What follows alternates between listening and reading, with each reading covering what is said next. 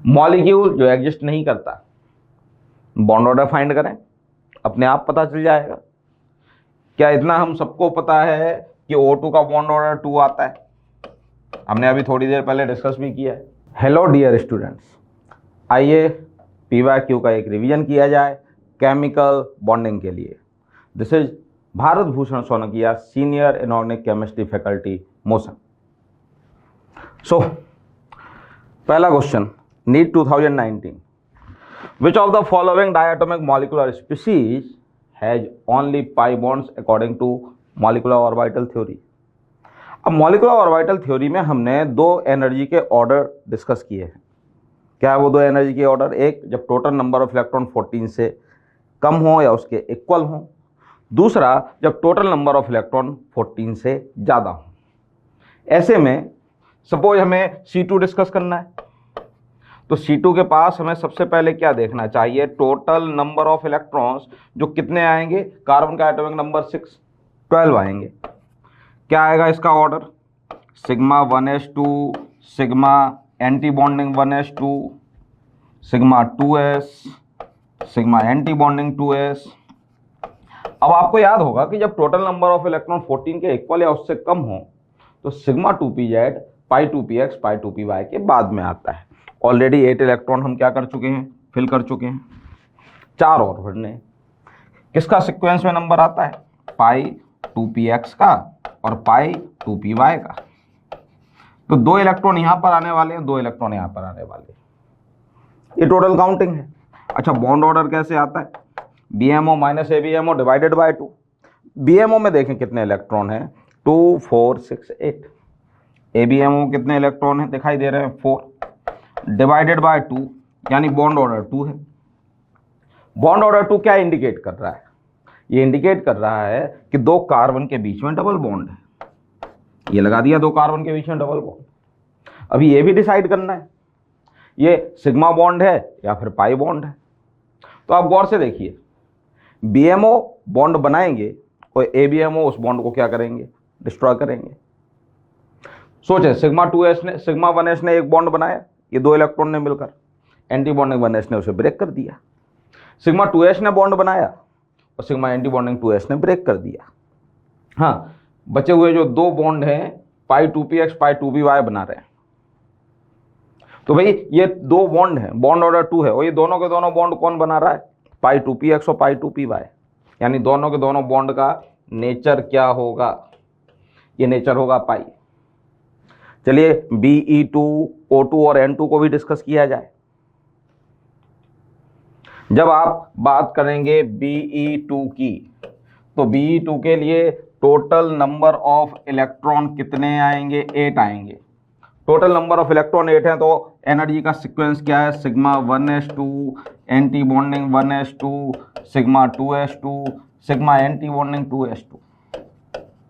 यहां पर देखेंगे जितने BMO में इलेक्ट्रॉन है उतने ही ABMO में। 4 माइनस 4 बाय 0, बॉन्ड ऑर्डर 0 आ रहा है। बॉन्ड ऑर्डर 0 आने का मतलब यहां कोई बॉन्ड ही नहीं है। तो C2 में 2 बॉन्ड थे, दोनों के दोनों पाई थे, और Be2 तो मॉलिक्यूल एग्जिस्ट नहीं करेगा क्योंकि इसका बॉन्ड ऑर्डर आपको 0 दिख रहा है। नेक्स्ट ऑप्शन में था O2। O2 के लिए टोटल नंबर ऑफ इलेक्ट्रॉन कितने आते हैं? 16 आते हैं। अब टोटल नंबर ऑफ इलेक्ट्रॉन अगर 14 से ज़्यादा हो तो एनर्जी का सीक्वेंस क्या है? Sigma 1s, sigma anti bonding 1s, sigma 2s, sigma anti bonding 2s, और इसके बाद नंबर किसका आता है? Sigma 2pz, then pi 2px, pi 2py। अगर आप देखेंगे टोटल काउंटिंग कितनी हो चुकी है? सॉरी, गलती से ABMO लगा दिया मैंने, ये पाई 2py है ना। तो टोटल नंबर ऑफ इलेक्ट्रॉन कितने हुए अभी? 2, 4, 6, 8, 10, 12, 14। अभी और कितने भरने? 2 इलेक्ट्रॉन और भरने। कहाँ जाएंगे वो जाएंगे पाई एंटी बॉन्डिंग 2px और पाई एंटी बॉन्डिंग 2py में। एक इलेक्ट्रॉन यहाँ जाएगा, एक इलेक्ट्रॉन यहाँ जाएगा। अब सोचें जरा, BMO के 2 इलेक्ट्रॉन ने एक बॉन्ड बनाया, बॉन्ड कैंसिल हो गया, बॉन्ड बनाया, बॉन्ड कैंसिल हो गया। आगे कंटिन्यूसली 3 BMO हैं, तीनों में 2-2 इलेक्ट्रॉन हैं। यहां से आपने 3 बॉन्ड बनाए, कौन कौन से, 1 सिग्मा और 2 पाई। बट उनमें से आपने 1 बॉन्ड तोड़ दिया, क्यों, 2 इलेक्ट्रॉन ABMO में, किसमें है, पाई में है। तो कौन सा बॉन्ड है जो आपने ब्रेक कर दिया, पाई ब्रेक कर दिया। 3 बॉन्ड बनाए थे, 1 सिग्मा बनाया था, 2 पाई बनाए थे, इनमें से 1 पाई आपने ब्रेक कर दिया, बचा क्या, आपके पास बच गया 1 सिग्मा 1 पाई। तो O2 में क्या होगा, 1 सिग्मा 1 पाई होगा। जब आप नाइट्रोजन में इसी तरह से चेक करेंगे तो वहां पर 1 सिग्मा 2 पाई आएंगे। वैसे अगर इतना ना भी करना हो तो एक शॉर्टकट दिए देते हैं भाई, बाकी तो आप बैलेंस बॉन्ड थ्योरी का कंसेप्ट लगाते जाओ ना, कि 2 एटम में अगर सिंगल बॉन्ड है तो कौन सा होगा, सिग्मा होगा, डबल बॉन्ड है 1 सिग्मा 1 पाई होगा, ट्रिपल बॉन्ड है 1 सिग्मा 2 पाई होंगे। बट 2 मॉलिक्यूल छोड़ देना है ऐसे में, एक तो B2 और एक C2। B2 में सिंगल बॉन्ड है वो पाई है, C2 में डबल बॉन्ड है, दोनों के दोनों पाई है। ये एक फैक्ट आप अलग से याद रखो, बाकी नॉर्मल कंसेप्ट चलने दो, उससे भी बड़ी आसानी से इस क्वेश्चन को सॉल्व किया जा सकता है। नेक्स्ट, कौन सा स्टेटमेंट इनकरेक्ट है। जर्मेनियम में फ्लोराइड से लेके आयोडाइड बनाए गए हैं +4 में, और +2 में भी पूछा है कौन ज़्यादा स्टेबल होगा। तो हम सब ने इनर्ट पेयर इफेक्ट पढ़ा है, और इनर्ट पेयर इफेक्ट हमें समझाता है कि कार्बन फैमिली में +4 ऑक्सीडेशन स्टेट, ये हायर ऑक्सीडेशन स्टेट, इसकी stability up to down decrease होती है। +2 ऑक्सीडेशन स्टेट यानी लोअर पॉजिटिव ऑक्सीडेशन स्टेट, इसकी stability up to down increase होती है। और 4th और 5th पीरियड एलिमेंट के लिए लोअर और हायर में कौन ज़्यादा स्टेबल है, हायर ऑक्सीडेशन स्टेट ज़्यादा स्टेबल है। तो जहाँ तक बात जर्मेनियम की है, 4th पीरियड एलिमेंट है, और इसके लिए कौन सी ऑक्सीडेशन स्टेट ज़्यादा स्टेबल है, लोअर +2 या फिर हायर +4, आंसर है +4। ये ट्रेंड आपको boron family, carbon family, nitrogen family तीनों जगह दिखता है। जहाँ 4th और 5th पीरियड एलिमेंट में हायर पॉजिटिव ऑक्सीडेशन स्टेट आपको ज़्यादा स्टेबल दिखती है, और 6th पीरियड एलिमेंट में लोअर ऑक्सीडेशन स्टेट आपको ज़्यादा स्टेबल दिखती है। जैसे बोरॉन फैमिली में 4th 5th पीरियड एलिमेंट के लिए +3 ज़्यादा स्टेबल है +1 से। कार्बन फैमिली में 4th 5th पीरियड एलिमेंट के लिए +4 ज़्यादा स्टेबल है +2 से। नाइट्रोजन फैमिली में +5 ज़्यादा स्टेबल मिलेगी +3 से 4th और 5th के लिए। 6th पीरियड एलिमेंट में जस्ट रिवर्स मामला है। फिलहाल जर्मेनियम 4th पीरियड एलिमेंट है। जर्मेनियम +2 और जर्मेनियम +4 में कौन ज़्यादा स्टेबल है, +4 ज़्यादा स्टेबल है, यानी पहला स्टेटमेंट सही है। आपको कार्बन फैमिली में एक स्टेटमेंट मिलता है। वैसे तो कार्बन फैमिली के ज़्यादातर हैलाइड कोवेलेंट हैं, बट 2 हैलाइड एटलीस्ट हमें याद रखने हैं, एक SnF4 एक PbF4, ये दोनों के दोनों आयोनिक होते हैं। ऐसे में सेकंड स्टेटमेंट तो सही है, थर्ड स्टेटमेंट गलत हो जाता है। PbF4 कोवेलेंट नहीं होता, आयोनिक होता है। SiCl4 इजीली हाइड्रोलाइज होता है, बिल्कुल हमारी NCERT की लाइन है। एक तो सिलिकॉन क्लोरीन के बीच का बॉन्ड वीक है, सिलिकॉन के पास 3D वैकेंट है, जहां पर न्यूक्लियोफाइल यानी H2O बड़ी आसानी से अटैक भी कर जाता है। इवन दो SiCl4 का हाइड्रोलिसिस तो तब भी हो जाता है जब उसे खुला छोड़ दिया जाए, मॉइस्चर ही उसका हाइड्रोलिसिस कर देता है। तो पहला स्टेटमेंट सही है, दूसरा स्टेटमेंट सही है, चौथा स्टेटमेंट भी सही है, बट तीसरा स्टेटमेंट ये गड़बड़ हो गया। PbF4 कोवेलेंट नहीं, आयोनिक होता है। ट्राइब्रोमो ऑक्टा ऑक्साइड, इसका स्ट्रक्चर क्या है बेटा, ये आपके रेडॉक्स चैप्टर अगर NCERT का उठा के देखेंगे तो वहां पर ये स्ट्रक्चर आपको बना हुआ मिल जाएगा, याद ही करना है। कुछ स्पेशल ऑक्सीडेशन स्टेट के वहां पर केस दिए हैं आपके NCERT में, जैसे मिक्स्ड ऑक्साइड हुए, उनको अलग से डिस्कस किया गया है, वहीं पर इसका स्ट्रक्चर भी डिस्कस किया गया है। यह Br3O8 ऑक्सीडेशन स्टेट भी याद रखिए, यहाँ ब्रोमीन +6 में है, यहाँ ब्रोमीन +6 में, यहाँ ब्रोमीन +4 में। Number of sigma and pi bond in pent 2 in 4 ion. Pent यानी 5 कार्बन है, ये लो भाई, ये 5 कार्बन है। नंबरिंग अपनी मर्जी से जहां पड़े वहां कर दो, 1 2 3 4 एंड 5। 2 पे इन है यानी डबल बॉन्ड है, और उसके बाद क्या करना है, 4 पर आयन करना है। ये 4th कार्बन पर आपने क्या कर दिया, आयन कर दिया, हो गया पेंट 2 in 4 आए। अब क्या करना है, वैलेंसी सेटिस्फाई करना है। 3 हाइड्रोजन करोगे, 1 हाइड्रोजन करोगे, 1 हाइड्रोजन करोगे और यहाँ 1 हाइड्रोजन करोगे। सबसे पहले पाई कैलकुलेट कर लें। 1 पाई इधर है और 2 पाई इधर है, टोटल है 3 पाई। अब सिग्मा देखते हैं। 1 2 3 4, 5 कार्बन के बीच में 4 सिग्मा तो यही हो गए।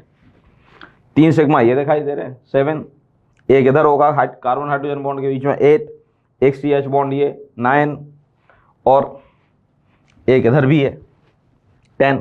तो 10 सिग्मा बॉन्ड हो गए, 3 पाई बॉन्ड हो गए, आंसर 3rd आएगा। आपको बताना है इनकरेक्ट स्टेटमेंट PCl5 से related. Axial PCl bond longer होते हैं इक्वेटोरियल PCl बॉन्ड से, बात बिल्कुल सही है। रीजन बिहाइंड दैट, PCl5 का जो स्ट्रक्चर होता है वो इस तरह का होता है। ये एक्सियल बॉन्ड पोजीशन है और ये इक्वेटोरियल बॉन्ड पोजीशन है। एक्सियल बॉन्ड पे 90 डिग्री के 3 बॉन्ड पेयर का रिपल्सन लगता है और इक्वेटोरियल बॉन्ड के लिए 90 डिग्री के 2 बॉन्ड पेयर का रिपल्सन लगता है। तो एक्सियल बॉन्ड पर बॉन्ड पेयर रिपल्सन ज़्यादा है। अब ये रिपल्सन ज़्यादा होने से क्या होगा, बॉन्ड स्ट्रेचिंग आएगी, बॉन्ड लेंथ ज़्यादा हो जाएगी और बॉन्ड स्ट्रेंथ कम हो जाएगी। और अपोजिट इंपैक्ट आपको दिखाई देता है इक्वेटोरियल पे। तो एक्सियल बॉन्ड लेंथ ज़्यादा आएगी, इक्वेटोरियल बॉन्ड लेंथ कम आएगी। अगला statement, PCl5 molecule is non reactive. नहीं भाई, ये इर्रेगुलर जियोमेट्री है, ये इर्रेगुलर जियोमेट्री है। यहां पर सारे बॉन्ड पेयर को रिपल्सन एक जैसा नहीं लग रहा है, ऐसे में इसकी रिएक्टिविटी ज़्यादा आती है। PCl5 को जरा सा भी गर्म कर दें आप, ये ब्रेक हो जाता है PCl3Cl2 में। तो नॉन रिएक्टिव कहां से हुआ भाई, ये क्या होगा, रिएक्टिव होगा। सेकंड स्टेटमेंट गलत है, यही तो पूछा गया था। आपको बताना था इनकरेक्ट स्टेटमेंट, वो तो आ गया second.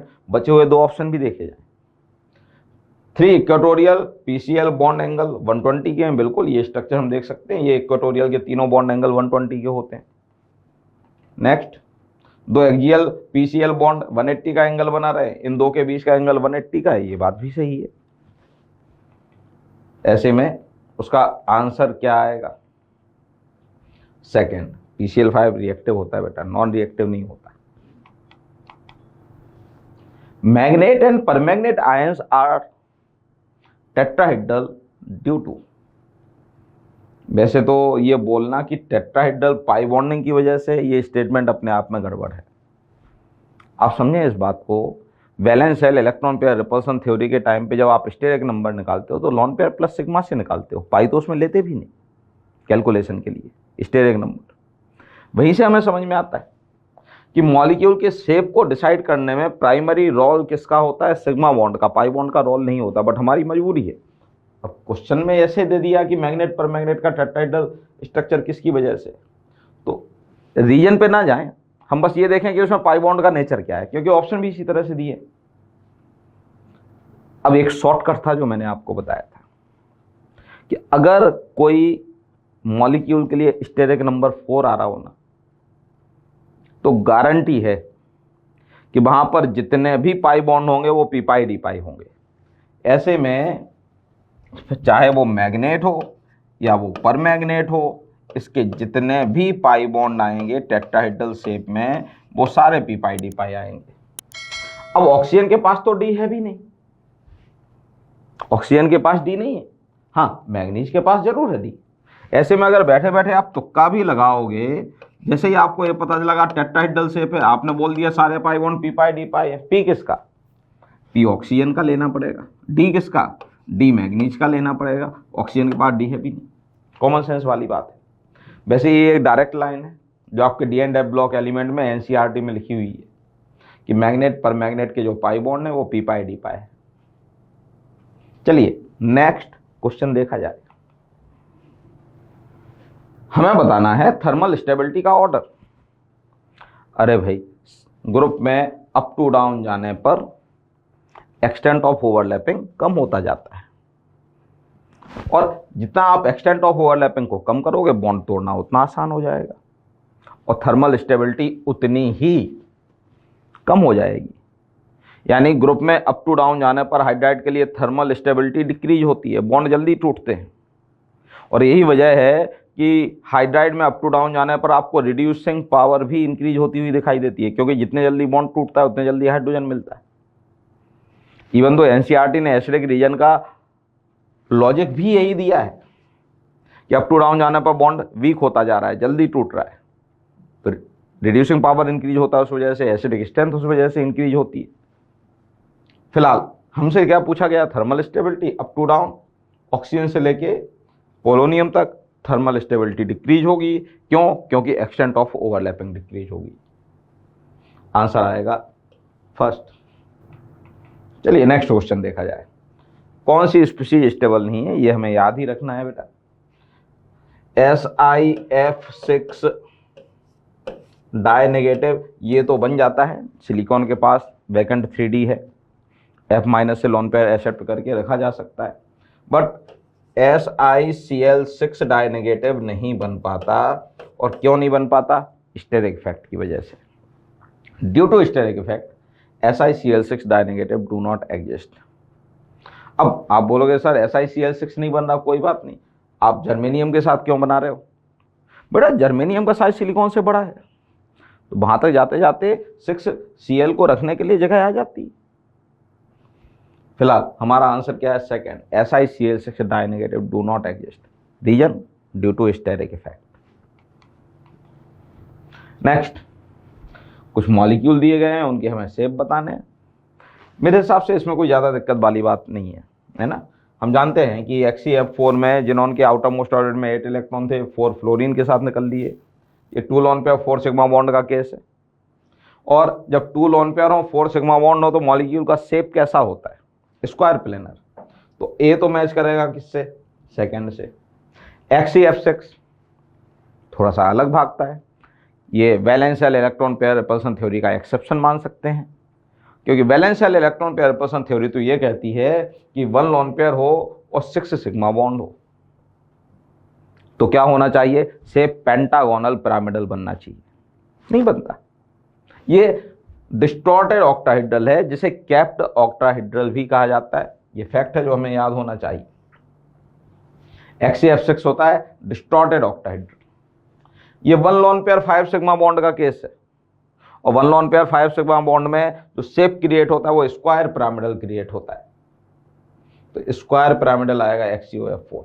XCO3 1 lone pair 3 sigma bond, ammonia के जैसा मामला है, ये पिरामिडल होगा। तो A सेकंड से मैच करेगा, B थर्ड से मैच करेगा, C 4 से मैच करेगा, और D फर्स्ट से मैच करेगा, यानी आंसर आ जाएगा 4th। चलिए नेक्स्ट क्वेश्चन देखा जाए। मॉलिक्यूल जो एग्जिस्ट नहीं करता, बॉन्ड ऑर्डर फाइंड करें, अपने आप पता चल जाएगा। क्या इतना हम सबको पता है कि O2 का बॉन्ड ऑर्डर 2 आता है? हमने अभी थोड़ी देर पहले डिस्कस भी किया है, ये तो बनेगा भाई। C2 का बॉन्ड ऑर्डर भी 2 है, ये भी हमने अभी थोड़ी देर पहले डिस्कस किया, और ये भी डिस्कस किया कि C2 में 2 बॉन्ड होते हैं, दोनों के दोनों कैसे होते हैं? Pi bond. He2 में टोटल नंबर ऑफ इलेक्ट्रॉन जो आएंगे वो कितने आएंगे? वो आएंगे 4। ऐसे में ये सीक्वेंस कुछ इस तरह का आएगा एनर्जी का, sigma 1s2, sigma anti bonding 1s2, sigma 2s2 और सिग्मा एंटी बॉन्डिंग 2s2, ये आएगा सीक्वेंस। अब भाई बॉन्ड ऑर्डर यहाँ से जब आप फाइंड करने के लिए जाओगे, 4 - 4 डिवाइडेड बाय 2, ये 0 आएगा। बॉन्ड ऑर्डर 0 आने का मतलब ये है कि ये स्पीशीज तो नहीं मिलने वाली, बॉन्ड ही नहीं बन रहा भाई। Li2 में इसी तरह से सॉल्व करेंगे तो बॉन्ड ऑर्डर 1 आ जाएगा। चलिए नेक्स्ट क्वेश्चन देखा जाए। Which of the following set of molecules will have zero dipole moment? अब इतना हमें पता है कि नाइट्रोजन ट्राइफ्लोराइड जो आएगा वो पिरामिडल शेप में आएगा, और कोई भी ऐसा मॉलिक्यूल जो AX3 कैटेगरी में है वो अगर पिरामिडल है, ट्राइगोनल प्लेनर नहीं है, तो मान लो कि उसका डायपोल मोमेंट कुछ ना कुछ आएगा। अगर आप ऐसे भी नहीं समझ सकते तो स्ट्रक्चर बना के भी चेक कर सकते हैं। भाई नाइट्रोजन ट्राइफ्लोराइड, ये कुछ इस तरह से ही तो बनाएंगे हम। अब ऐसे में लोन पेयर का डायपोल मोमेंट तो ये रहा, 3 नाइट्रोजन फ्लोरीन बॉन्ड का डायपोल मोमेंट ये रहा। चलो मान लिया कि 3 नाइट्रोजन फ्लोराइड बॉन्ड का जो बॉन्ड पेयर है इसका डायपोल मोमेंट नीचे की तरफ है, जो लोन पेयर है उसका डायपोल मोमेंट ऊपर की तरफ है। चलो ये भी मान लेते हैं कि इनका एंगल 180 का है। ये 3 बॉन्ड NF, इनका रिजल्टेंट ये आया लोन पेयर, ये ऊपर की तरफ जा रहा डायपोल मोमेंट, एंगल 180 है। बट मैग्नीट्यूड अलग अलग आएंगे ना भाई। बॉन्ड पेयर के डायपोल मोमेंट का कुछ और मैग्नीट्यूड होगा, लोन पेयर के डायपोल मोमेंट का कुछ और मैग्नीट्यूड होगा। ये कैंसिल ही नहीं कर सकते एक दूसरे को, तो डायपोल मोमेंट तो कुछ ना कुछ आएगा ना भाई। तो NF3 के लेवल पे ही बात खत्म थी। अच्छा सेकेंड ऑप्शन देखें, बोरॉन ट्राइफ्लोराइड, 0 आएगा, बिल्कुल सही है। क्यों 0 आएगा? आपने लेमी थ्योरम पढ़ी है जहां पर आपने डिस्कस किया है कि अगर आपने 3 वेक्टर क्रिएट कर रखे हैं और तीनों वेक्टर का मैग्नीट्यूड सेम है, उनके बीच के जो एंगल हैं वो भी सेम है, तो रिजल्टेंट 0 आता है। लेमी थ्योरम यही तो समझाती है हमें कि अगर वेक्टर के मैग्नीट्यूड सेम हो, एक वेक्टर ये रहा, एक वेक्टर ये रहा, एक वेक्टर ये रहा, वेक्टर के मैग्नीट्यूड सेम हो, उनके बीच के एंगल भी सेम हो, तो रिजल्टेंट 0 आता है। बोरॉन ट्राइफ्लोराइड का तो 0 आएगा। नेक्स्ट एग्जांपल इसमें दिया है कौन सा, BF2। बेटा BeF2 में भी यही कहानी है, लीनियर शेप आता है BeF2 का। तो ये वेक्टर इधर गया, ये वेक्टर इधर आया, 2 वेक्टर जिनके मैग्नीट्यूड सेम है क्योंकि बॉन्ड सेम है, और एंगल 180 का जस्ट अपोजिट है। अगर मैग्नीट्यूड सेम है, एंगल 180 का है, तो रिजल्टेंट 0 आएगा ना, दोनों एक दूसरे को कैंसल आउट कर देंगे। इसी में नेक्स्ट एक मॉलिक्यूल दे रखा है CO2, सेम कंसेप्ट CO2 में है। CO2 में भी 2 वेक्टर क्रिएट हो रहे हैं, दोनों के मैग्नीट्यूड सेम है, दोनों के बीच का एंगल 180 का है, 0 हो जाएगा। नेक्स्ट उस सेकंड ऑप्शन में हमें दिया है 1,4 डाइक्लोरोबेंजीन। भाई 1,4 डाइक्लोरोबेंजीन ये रहा। अब यहां देखेंगे तो ये वेक्टर इधर निकल लिया, ये वेक्टर इधर निकल लिया, दोनों वेक्टर के मैग्नीट्यूड सेम है, एंगल भी 180 का है, तो डायपोल मोमेंट इसका 0 आएगा ना भाई। कुल मिला के सेकेंड ऑप्शन में आपको वो सारे मॉलिक्यूल दिखाई दे रहे हैं जिनके डायपोल मोमेंट क्या है, 0 है। यहाँ थर्ड ऑप्शन में अमोनिया पिरामिडल शेप, और पिरामिडल शेप आते ही आप भूल जाएं कि कोई भी पिरामिडल मॉलिक्यूल नॉन पोलर हो सकता है, गारंटी है। पिरामिडल मॉलिक्यूल तो पोलर ही आएगा, चाहे बॉन्ड ही उसका नॉन पोलर क्यों ना हो। PH3 बॉन्ड उसका नॉन पोलर है बट मॉलिक्यूल पोलर है। यहां पर अमोनिया देखते ही कैंसिल कर देना था।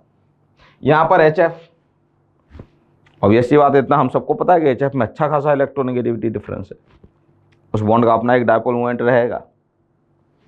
तो HF मॉलिक्यूल यहां पर क्या आ जाने वाला है, पोलर। अब आप ये मत बोलना सर यहाँ पे 3 लोन पेयर हैं फ्लोरीन के पास, ठीक है बेटा 3 लोन पेयर हैं, बट उनका रिजल्टेंट का मैग्नीट्यूड HF बॉन्ड के वेक्टर के इक्वल तो होगा ना, और डायरेक्शन भी जस्ट अपोजिट नहीं होगी। ये वेक्टर भी फ्लोरीन की तरफ जा रहा है, ये लोन पेयर भी कहाँ जा रहे हैं, इसी डायरेक्शन में जा रहे हैं, तो कैंसल आउट करने का तो सवाल भी नहीं। BF3 प्लेनर है, इलेक्ट्रॉन डेफिशिएंट है। आपको बताना है hybridisation number of electron around the central atom. बेटा बड़ा सिंपल सा क्वेश्चन, मुझे नहीं लगता कि इसमें हम में से किसी को दिक्कत है। लोन पेयर 0 है, सिग्मा बॉन्ड 3 है, यानी स्टेरिक नंबर कितना आया, 3। स्टेरिक नंबर 3 के साथ हाइब्रिडाइजेशन क्या आएगा, sp2। और कितने इलेक्ट्रॉन हैं सेंट्रल एटम के आसपास, तो बोरॉन के वैलेंस शेल में थे 3, और तीनों ने बॉन्ड बनाया 3 फ्लोरीन के साथ, तो 3 फ्लोरीन के हो लिए, 3 + 3 कितने हुए, 6, यानी sp2 हाइब्रिडाइजेशन है, 6 इलेक्ट्रॉन का मामला है। थर्ड आएगा आंसर।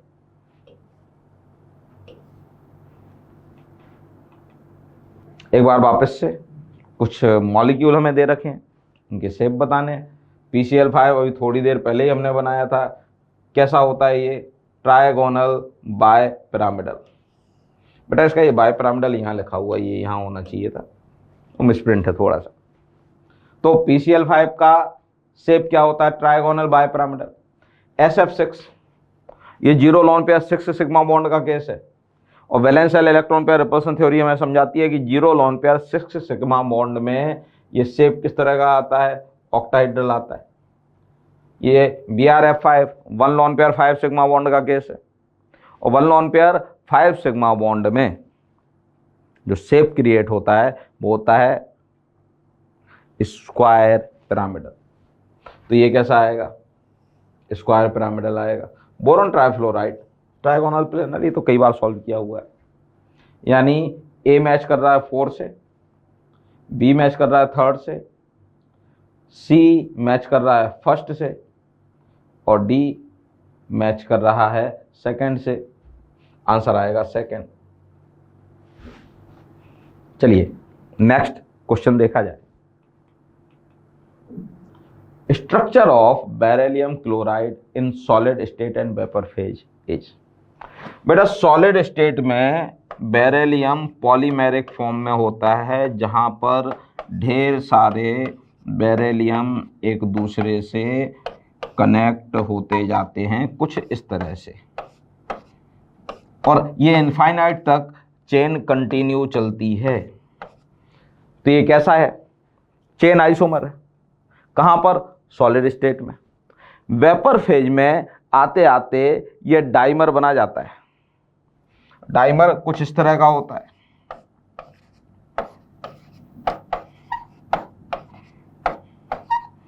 ये कुछ इस तरह का। यहां पर ढेर सारे क्वेश्चन पूछे जा सकते हैं, जैसे क्या रूम टेम्परेचर पर ये जो सॉलिड BeCl2 होता है ये ऑक्टेट का एक्सेप्शन होता है, नहीं होता। क्यों, 4 इलेक्ट्रॉन यहां से थे, 2 लोन पेयर यहां से, ये कोऑर्डिनेट बॉन्ड बनाया, 2 इलेक्ट्रॉन यहां से आ गए, 2 यहां से आ गए, ऑक्टेट कंप्लीट है। याद रखें, अगर लिखा हुआ हो ना BeCl2 और ब्रैकेट में लिखा हो सॉलिड, तो फिर वो ऑक्टेट का एक्सेप्शन नहीं है। हाँ, नॉर्मल BeCl2 लिख दें तो ऑक्टेट का एक्सेप्शन मान लो। BeCl2 का डाइमर क्या ऑक्टेट का एक्सेप्शन है? हाँ है, 4 थे और एक कोऑर्डिनेट बॉन्ड के थ्रू 2 इलेक्ट्रॉन ये मिल जाएंगे, 6 हो जाएंगे, 8 तो फिर भी ना होंगे। हाइब्रिडाइजेशन पूछा जा सकता है। यहां पर बेरिलियम का हाइब्रिडाइजेशन sp3 है और यहां पर बेरिलियम का हाइब्रिडाइजेशन sp2 है। तो ये कुछ और क्वेश्चंस हैं जो यहां से क्रिएट हो सकते हैं। चलिए नेक्स्ट क्वेश्चन देखा जाए। कौन सा मॉलिक्यूल नॉन पोलर है? Which of the following molecule is non polar in nature? अब NO2 की अगर आप बात करोगे तो ये बेंट शेप में है, और अगर ये बेंट शेप में है तो याद रखिए AX2 टाइप का मॉलिक्यूल जब तक लीनियर नहीं है तब तक उसका डायपोल मोमेंट 0 नहीं आ सकता, और ये लीनियर तो नहीं है, इसीलिए इसका dipole moment not equal to the 0 होगा। POCl3, अब कॉमन सेंस लगाएं, POCl3 में ये जो 3 बॉन्ड हैं इनका रिजल्टेंट जाएगा नीचे की तरफ, इन तीनों बॉन्ड का रिजल्टेंट नीचे की तरफ जाएगा। ये कौन से बॉन्ड है? PCl बॉन्ड, और PO बॉन्ड का रिजल्टेंट ऊपर की तरफ जाएगा। इनके बीच का एंगल चलो मान लेते हैं 180, बट इसका अगर ये वेक्टर A मान लो तो ये वेक्टर फिर हम क्या कंसीडर करें? B। क्या दोनों के मैग्नीट्यूड सेम होंगे? नहीं। इन तीनों बॉन्ड का रिजल्टेंट यहां से आया, PO बॉन्ड का रिजल्टेंट ऊपर की तरफ है, 2 वेक्टर हैं जस्ट अपोजिट हैं, एंगल 180 का है, लेकिन अगर मैग्नीट्यूड ही सेम नहीं है तो क्या कैंसल आउट करेंगे? नहीं करेंगे, यानी इसका कुछ ना कुछ डायपोल मोमेंट तो आएगा। CH2O ये फॉर्मल्डिहाइड है, ये रहा CH2O। यहां तो भाई एक वेक्टर ये रहा और 2 वेक्टर ये रहे, जस्ट अपोजिट तो है भी नहीं वेक्टर के डायरेक्शन, मैग्नीट्यूड भी सेम नहीं है, तो ये भी नॉन जीरो आएगा। SbCl5 ये ट्रायगोनल बायपिरामिडल होगा शेप। अब ट्रायगोनल बायपिरामिडल शेप को आप 2 हिस्सों में देखो। एक हिस्सा तो ये है एक्सियल वाला, जहां पर 2 वेक्टर 180 के एंगल पर हैं, दोनों एक दूसरे को कैंसिल कर रहे हैं, इस हिस्से का म्यू क्या है? इक्वल टू द 0 है। बाकी जो इक्वेटोरियल पोजीशन है वहां पर 3 वेक्टर हैं, और ये जो 3 वेक्टर हैं इनके बीच के एंगल सेम है, मैग्नीट्यूड सेम है। लेमी थ्योरम ने हमें यही तो समझाया था। हमने बोरॉन ट्राइफ्लोराइड को भी तो ऐसे ही जीरो किया, उसका डायपोल मोमेंट जीरो इसीलिए बोला। 3 वेक्टर, तीनों के मैग्नीट्यूड सेम, तीनों के बीच के एंगल सेम, तो इन तीनों का रिजल्टेंट भी क्या आएगा, जीरो आएगा। तो एक्सियल पोजीशन पे म्यू जीरो क्रिएट हो रहा है, इक्वेटोरियल पोजीशन पे म्यू जीरो क्रिएट हो रहा है, तो इस मॉलिक्यूल के लिए ओवरऑल म्यू जीरो ही रहेगा, ये नॉन पोलर आएगा। चलिए नेक्स्ट क्वेश्चन की तरफ मूव किया जाए।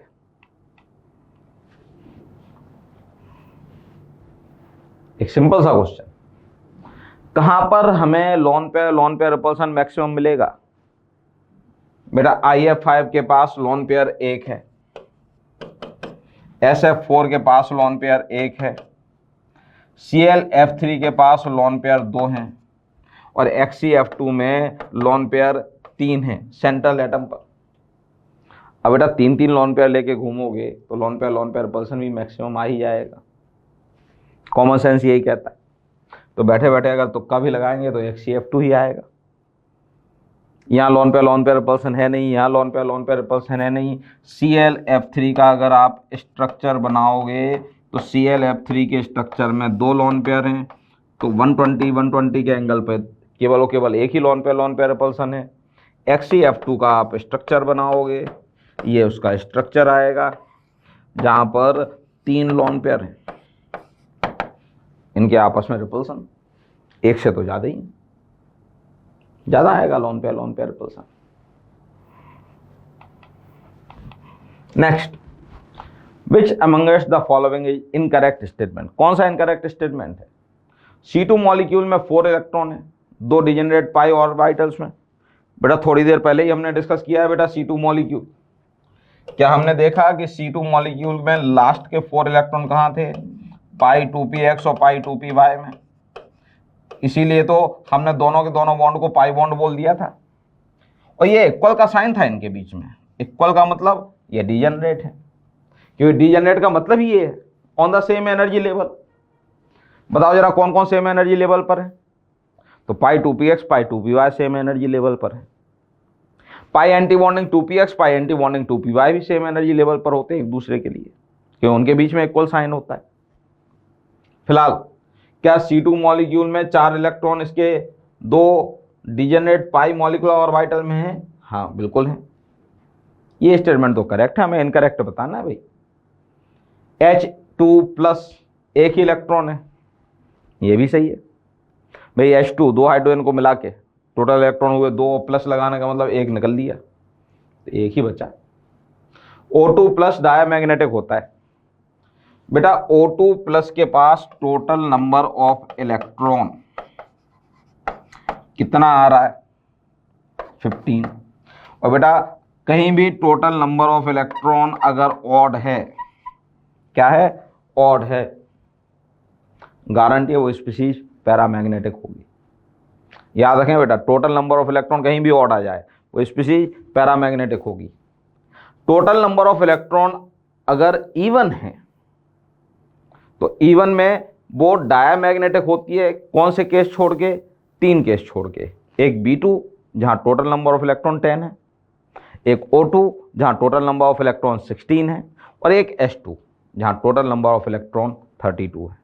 ये 3 मॉलिक्यूल छोड़ के B2, H2 और O2, यहाँ पर total number of electron even है, फिर भी वो पैरामैग्नेटिक है। बाकी सारे इवन नंबर वाले diamagnetic. Next statement, bond order बताना है तो सिंपल सा है बेटा। टोटल नंबर ऑफ इलेक्ट्रॉन 14 जहां हो वहां तो बॉन्ड ऑर्डर कितना कर दो? 3। अब 14 पे जितना आगे बढ़ते जाओगे हर एक इलेक्ट्रॉन के इंक्रीज पर बॉन्ड ऑर्डर 0.5 करना, कम करते जाना, और जितना आप कम करते जाओ हर एक इलेक्ट्रॉन कम करने पर भी बॉन्ड ऑर्डर 0.5 से क्या कर देना? कम कर देना। जैसे N2, O2 में टोटल नंबर ऑफ इलेक्ट्रॉन कितने हैं? 16 है ना। टोटल नंबर ऑफ इलेक्ट्रॉन 14 पे बॉन्ड ऑर्डर कितना आता है? 3। 14 से 1 बढ़ाया 15 कर दिया, बॉन्ड ऑर्डर कितना कर दिया? 0.5 कम, 2.5 कर दो। एक और इलेक्ट्रॉन बढ़ा के टोटल इलेक्ट्रॉन 16 कर दिए। बॉन्ड ऑर्डर और 0.5 कम कर दो, कितना हो गया 2। अरे इतना भी नहीं तो जाने दो यार साइड में, सीधे सीधे अपने को याद है कि O2 में डबल बॉन्ड होता है। डबल बॉन्ड होता है तो बॉन्ड ऑर्डर कितना आएगा, 2 ही तो आएगा। अच्छा, O2 plus total number of electron 15 है, टोटल नंबर ऑफ 14 पे बॉन्ड ऑर्डर 3 है। 14 से नीचे जाओगे तो भी बॉन्ड ऑर्डर कम करना है, 14 से आगे जाओगे तो भी बॉन्ड ऑर्डर कम करना है। एक इलेक्ट्रॉन बढ़ाओगे तो भी बॉन्ड ऑर्डर 0.5 से कम करना है, एक इलेक्ट्रॉन कम कर दोगे तो भी बॉन्ड ऑर्डर 0.5 से कम करना है। सीधा सीधा शॉर्टकट है।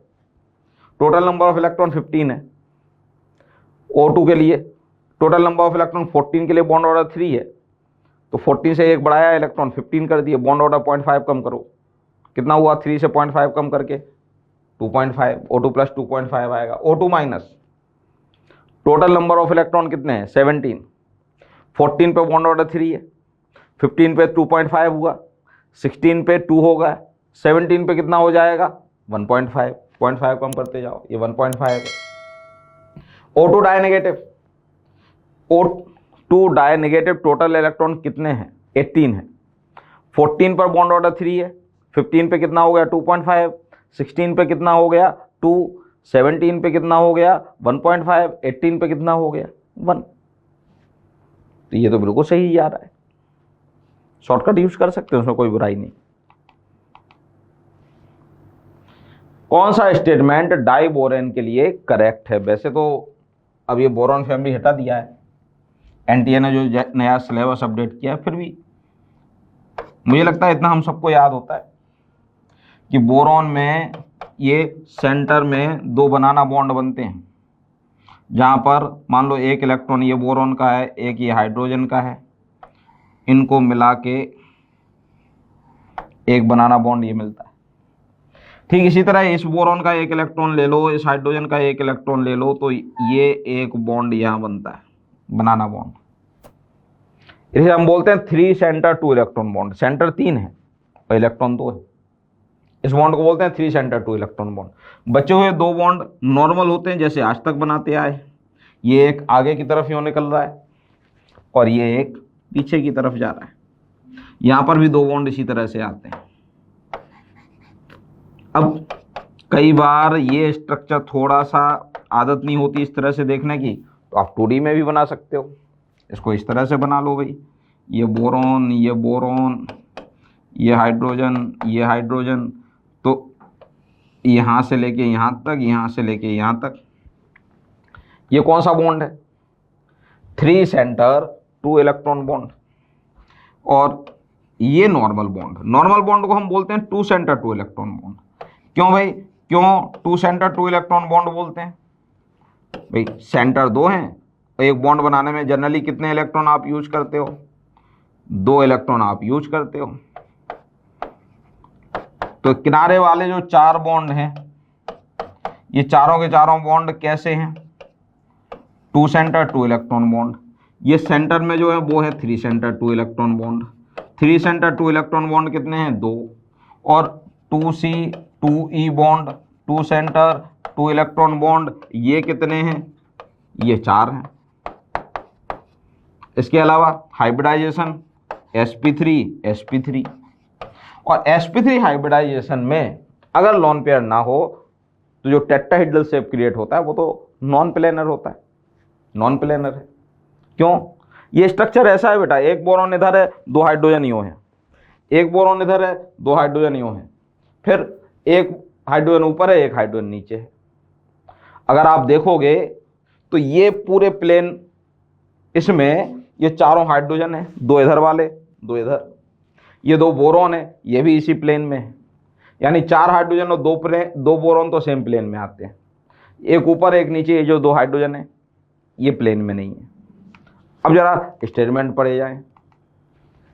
The 4 terminal BH bond are 2 centre 2 electron bond. बिल्कुल सही है, terminal bond 2 centre 2 electron bond होते हैं। 4 terminal hydrogen atom 2 boron atom lie in the same plane. ये बात भी सही है, अभी हमने डिस्कस किया, ये 4 हाइड्रोजन और ये 2 बोरॉन सेम प्लेन में आते हैं। हाँ, जो बीच वाले ब्रिज हाइड्रोजन हैं ये सेम प्लेन में नहीं है, ये अपोजिट प्लेन में, परपेंडिकुलर प्लेन में। Both the boron atoms are sp2 hybridised, ये गलत है। डाई बोरॉन के दोनों बोरॉन एटम sp3 हाइब्रिडाइड होते हैं, ना कि sp2। यहां पर दो 3 सेंटर 2 इलेक्ट्रॉन बॉन्ड होते हैं, ये सही बात है, 3 सेंटर 2 इलेक्ट्रॉन बॉन्ड 2 होते हैं। आंसर क्या आएगा? Third. Choose the correct statement. Diamond covalent होता है, ग्रेफाइट आयनिक होता है, सरासर गलत बात है, हमें पता है दोनों के दोनों कोवेलेंट होते हैं। डायमंड sp3 हाइब्रिडाइड होता है, ग्रेफाइट sp2 हाइब्रिडाइड, ये बिल्कुल सही है। मुझे नहीं लगता इसमें स्ट्रक्चर भी बनाए जाने की जरूरत है, हम सब जानते हैं डायमंड में एक कार्बन 4 कार्बन से अटैच्ड होता है, 4 सिग्मा बॉन्ड के साथ sp3 हाइब्रिडाइजेशन आता है। ग्रेफाइट में एक कार्बन 3 कार्बन से अटैच्ड होता है, जहां पर 3 सिग्मा बॉन्ड के साथ हाइब्रिडाइजेशन sp2 आता है। तो भाई कौन सा करेक्ट स्टेटमेंट है? Second one. डायमंड ग्रेफाइट दोनों ही as a dry lubricant use होते हैं, नहीं भाई, जो ग्रेफाइट होता है वो जरूर as a solid lubricant use होता है। डायमंड ग्रेफाइट दोनों के 2 डायमेंशनल नेटवर्क स्ट्रक्चर है, नहीं, ग्रेफाइट का लेयर्ड स्ट्रक्चर है और डायमंड 3 डायमेंशनल स्ट्रक्चर रखता है। आंसर क्या है? Second. Intermolecular forces, forces of attraction and repulsion between interacting particles. पूछा है इंटरमॉलिक्यूलर फोर्सेस में क्या क्या आएंगे। इंटरमॉलिक्यूलर का मतलब 2 डिफरेंट मॉलिक्यूल के बीच में। बेटा इंटरमॉलिक्यूलर फोर्सेस में आपके आ जाते हैं वान डर वाल फोर्सेस। अब इनमें देखें जरा वान डर वाल फोर्सेस कौन कौन से हैं। डायपोल डायपोल बिल्कुल इस कैटेगरी में है। डायपोल इंड्यूस्ड डायपोल, ये भी 2 मॉलिक्यूल के बीच की फोर्स है। हाइड्रोजन बॉन्ड भी एक ही मॉलिक्यूल के अंदर हम कम लगाते हैं, 2 मॉलिक्यूल में ज़्यादा लगाते हैं। चलो हाइड्रोजन बॉन्ड एक बार मान लेते हैं कि ये डाउट में, बट इतना तो हमें पता है कि कोवेलेंट बॉन्ड कहीं से कहीं तक इंटरमॉलिक्यूलर नहीं है, ये इंट्रामॉलिक्यूलर है। एक मॉलिक्यूल के अंदर ही होता है कोवेलेंट बॉन्ड, यानी डी तो हो भी नहीं सकता। अब डी नहीं हो सकता तो फर्स्ट, थर्ड और फोर्थ तो वैसे ही गए ना ऑप्शन। बैठे बैठे अगर आप सिंपल सा लॉजिक लगाएं तब भी आंसर सेकंड आ रहा है, A B C E, A B C E. Dispersion force किसे बोला जाता है? ID, instantaneous dipole induced dipole, van der Waals force को। डायपोल डायपोल फोर्स क्या है? वान डर वाल फोर्स है। डायपोल इंड्यूस्ड डायपोल क्या है? वान डर वाल फोर्स है। Hydrogen bond is a specific type of dipole dipole force. तो हाँ, आप बोल सकते हैं कि ज्यादातर केस में तो ये 2 मॉलिक्यूल के बीच ही ऑपरेट होता है, बट इंट्रामॉलिक्यूलर अगर आप ले लें तो बात थोड़ी गलत भी लगती है। लेकिन अगर आप चारों ऑप्शन देखें तो एक ही ऑप्शन ऐसा है जो सही बैठता है इस हिसाब से, वो है सेकंड। तो आपको हाइड्रोजन बॉन्ड इसी कैटेगरी में रखना पड़ेगा। एनर्जी का ऑर्डर N2 के लिए हमने अभी अभी डिस्कस किया था। टोटल नंबर ऑफ इलेक्ट्रॉन 14 हो तो ऑर्डर क्या आता है? Sigma 1s, sigma anti bonding 1s, sigma 2s, anti bonding 2s, उसके बाद पाई 2px, pi 2py, then sigma 2pz। भाई यही तो डिफरेंस है। जब टोटल इलेक्ट्रॉन 14 होते हैं या उससे कम होते हैं तो सिग्मा 2pz पाई 2px पाई 2py के बाद में आता है। लेकिन जब जैसे ही टोटल नंबर ऑफ इलेक्ट्रॉन 14 से ज्यादा हो जाते हैं तो सिग्मा 2pz पाई 2px पाई 2py के पहले आने लग जाता है। तो ऐसे में sigma 1s anti bonding 1s, 2s anti bonding 2s, then pi 2px pi 2py, उसके बाद sigma 2pz, then pi anti bonding 2px pi anti bonding 2py, sigma anti bonding 2pz। ये रहा सही ऑर्डर। आपको बस सिग्मा 2pz की position पे ध्यान देना होता है। टोटल इलेक्ट्रॉन 14 के इक्वल या उससे कम है तो सिग्मा 2pz पाई 2px पाई 2py के बाद में आता है। Next question, among the following total number of species not having 8 electron around central atom. बढ़िया क्वेश्चन। नाइट्रोजन के पास कितने होते हैं आउटर मोस्ट ऑर्बिट में? 5। 3 हाइड्रोजन से मिल जाएंगे, कितने इलेक्ट्रॉन हो जाएंगे? 8। एल्यूमिनियम के पास कितने होते हैं? 3। 3 क्लोरीन से मिल जाएंगे, कितने इलेक्ट्रॉन होंगे? 6। बेरिलियम के पास होते हैं 2। 2 क्लोरीन से मिल जाएंगे, कितने हो जाएंगे? 4। कार्बन के पास कितने थे? 4। 4 क्लोरीन से मिल जाएंगे, कितने हो जाएंगे? 8। फास्फोरस के आउटर मोस्ट ऑर्बिट में कितने? 5। 5 क्लोरीन से मिल जाएंगे, कितने हो जाएंगे? 10। तो एक तो AlCl3 में 8 नहीं है, एक BeCl2 में 8 नहीं है, एक PCl5 में 8 नहीं है, आंसर आ जाएगा 4। फोर्थ। टोटल 3 मॉलिक्यूल ऐसे जहां पर टोटल नंबर ऑफ इलेक्ट्रॉन कितने नहीं, 8 नहीं। चलिए आज की बातचीत यहीं समाप्त होती है।